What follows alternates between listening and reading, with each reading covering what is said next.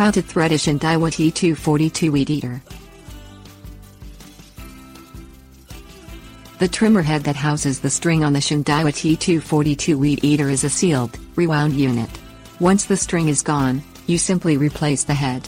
This means you do not have to thread the string onto the bobbin inside the cutter head. This simplifies the process and makes changing the string something you can accomplish quite quickly.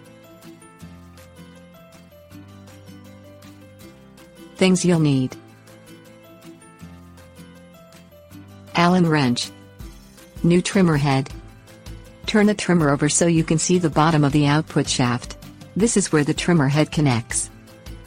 Rotate the current trimmer head until the hole in the shaft lines up with the hole in the gear set. The hole is located just above the trimmer head on the shaft. Wedge an Allen wrench into the hole to lock the shaft in place. Turn the trimmer head clockwise to loosen it. The threads are reversed from a normal bolt. Thread the new trimmer head onto the shaft by turning it counterclockwise. Hand tighten only, do not use a pair of pliers to tighten it. Remove the Allen wrench from the shaft. Tips: warnings. You can get replacement trimmer heads from Shindaiwa retailers.